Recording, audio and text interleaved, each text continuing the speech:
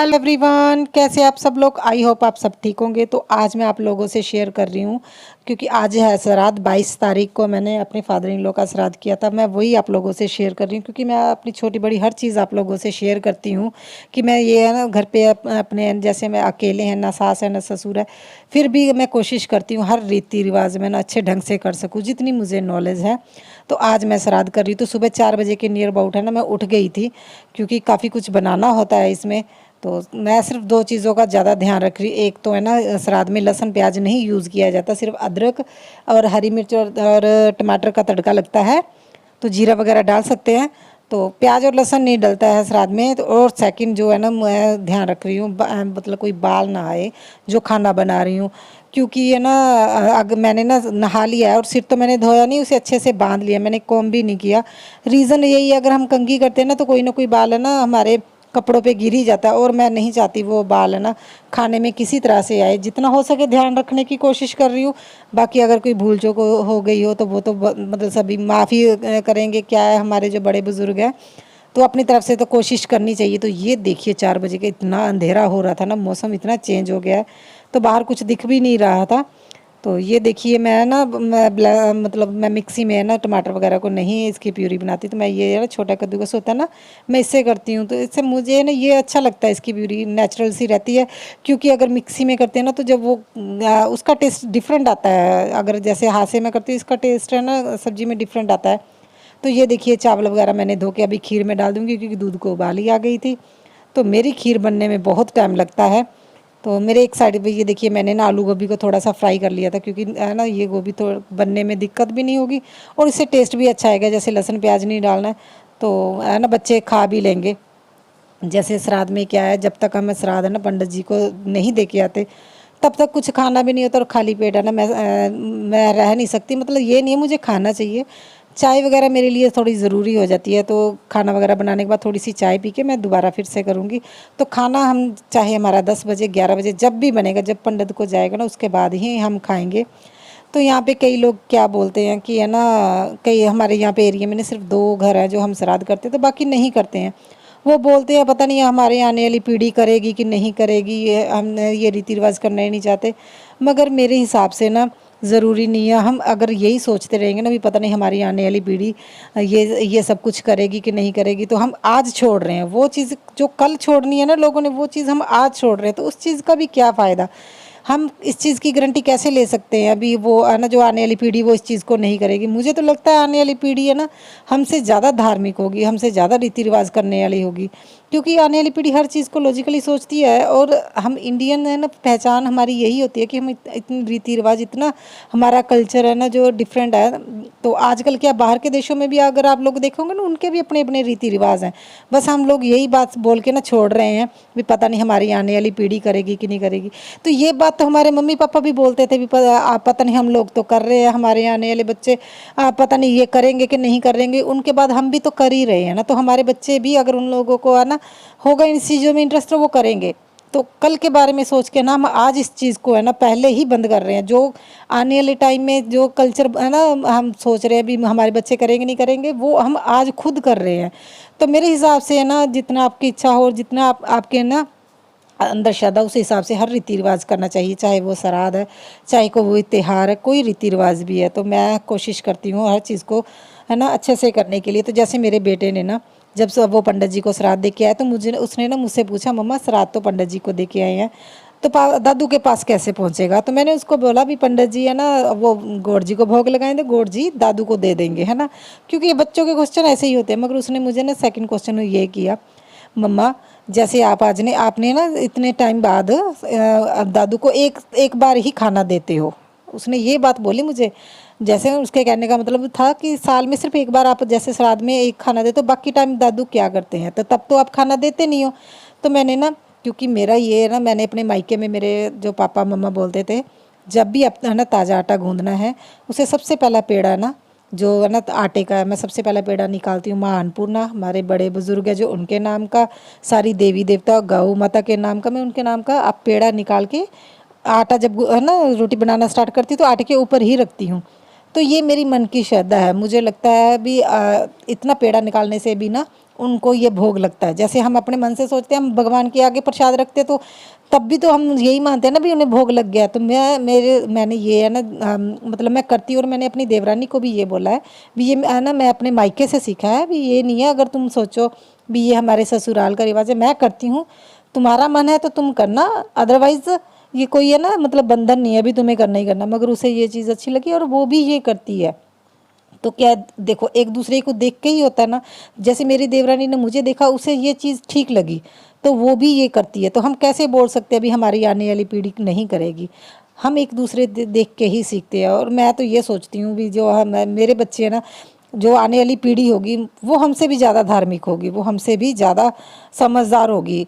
तो हमारे माँ बाप भी तो ये सेम ही बोलते थे, पता नहीं वो करेंगे कि नहीं करेंगे। आज भी हम भी तो कर रहे हैं, मेरे भाई हैं वो भी कर ही रहे हैं, है ना। मम्मी पापा का श्राद्ध तो हम भी कर ही रहे हैं, सभी करेंगे। बस हम आने वाले टाइम के बारे में सोच के बस आज अपना कल्चर ख़त्म कर रहे हैं, तो ऐसा होना नहीं चाहिए। तो मेरे फादर इन लॉ है ना वो इतने मतलब अच्छे थे। वो मैं मुझे लगता है दुनिया का सबसे अच्छे जो है ना ससुर है, उनको ही अवार्ड जाना चाहिए। क्योंकि वो ससुर से ज़्यादा ना वो उन्होंने मुझे एक माँ जैसा प्यार दिया है। मतलब हर चीज़ उन्होंने मुझे सिखाई है, हर चीज़ समझाने की कोशिश की है। तो वही चीज़ होती है, अपने दिल में प्यार होना सब कुछ हो जाता है। तो जैसे मैं कभी भी सुबह जल्दी नहीं उठती थी जब तक मेरे पापा थे ना यहाँ पे ससुर। तो उन्होंने पहले मेरे हस्बैंड को 5 बजे फ़ोन करते थे भी है ना बेटा उठ जाओ, बीना को उठाना है। तो मुझे बैटी मिलती थी, मैं तब उठ पाती थी। मैं सच में आप लोगों को बता रही हूँ, 12 साल से ऐसा हो रहा था। पापा रोज़ फ़ोन करते थे हस्बैंड को और हस्बैंड तब उठते थे, वो अपना ब्रश वगैरह करके मेरे लिए चाय बनाते तो उसके बाद मैं खाना बनाती थी।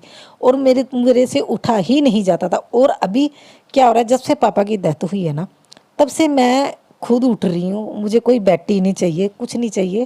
क्योंकि मुझे लगा नहीं अब ये है ना जिम्मेवारी मेरे पे आ गई है। जबकि पहले क्या होता था, मेरी आंखें नहीं खुलती थी जब तक मुझे बैटी नहीं मिलती थी, मेरी आँख खुलती ही नहीं थी। तो ना वही चीज़ है ना, अगर मैं उन्होंने मेरे लिए इतना किया है, क्या मैं इस घर के रीति रिवाज को आगे नहीं लेके जा सकती।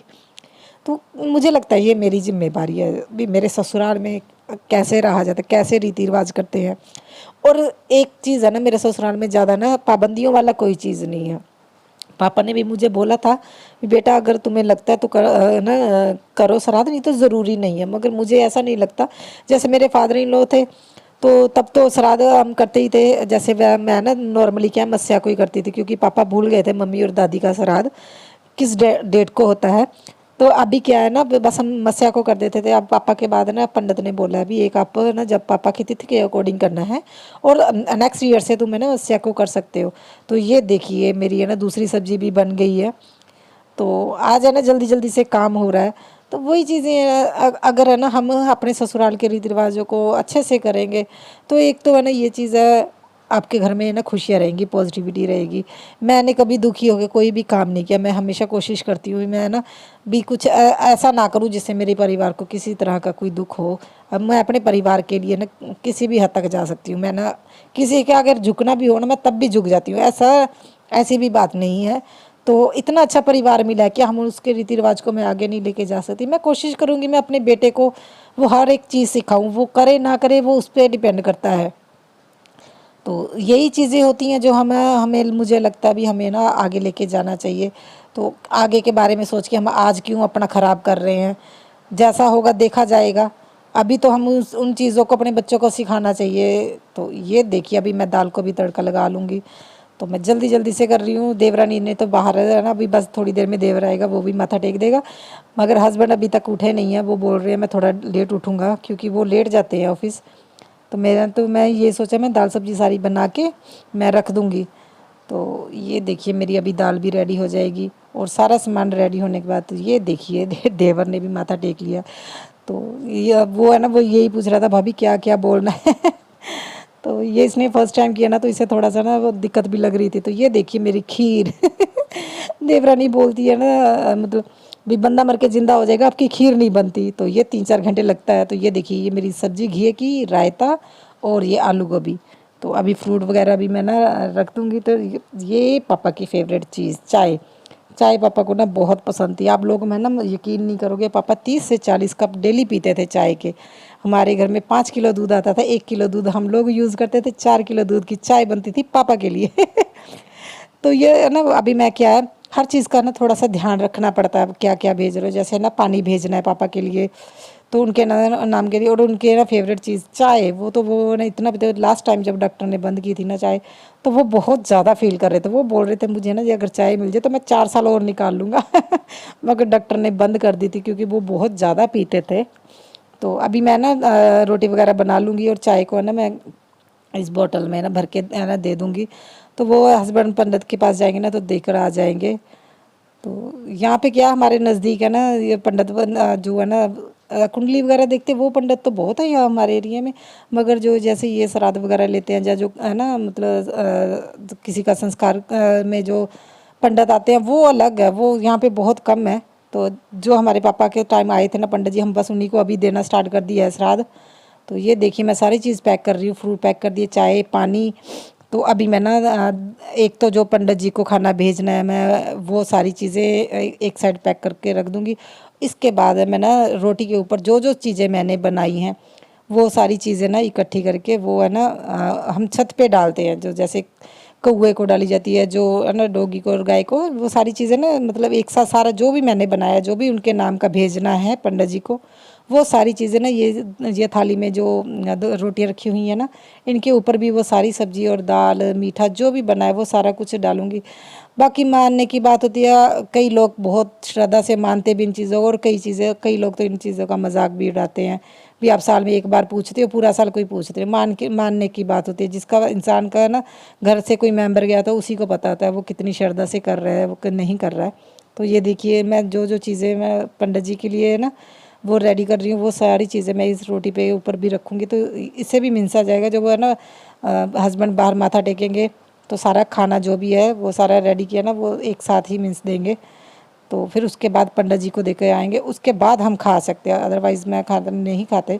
तो इसीलिए कोशिश करते हैं सुबह मॉर्निंग में जल्दी उठ कर भेज दूँ। पहले तो क्या पापा होते थे तो देवर और हस्बैंड ऑफिस चले जाते थे, पापा देके आ जाते थे, हस्बैंड बाद में फ़ोन करके पूछ लेते थे कि अब खाना खा ले, कुछ खा ले।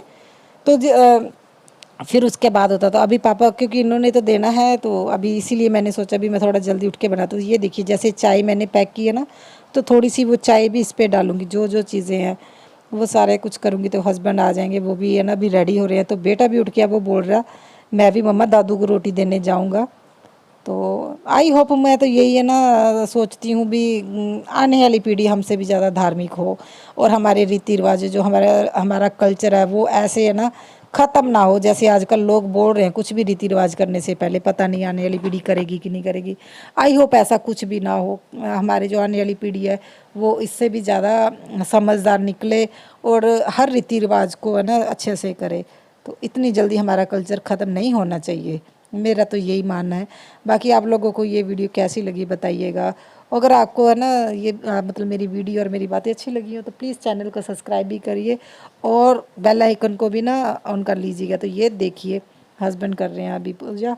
तो यहाँ पे क्या है, अपना गोद वगैरह जिन जिन का जैसे आज तो पापा का श्राद्ध गया तो उनका नाम लेके गोद वगैरह और दादाजी का नाम लेके ना यहाँ पे ऐसे माथा टेका जाता है, और ऊपर छत पे रख देते। तो हमारी सीढ़ी नहीं है।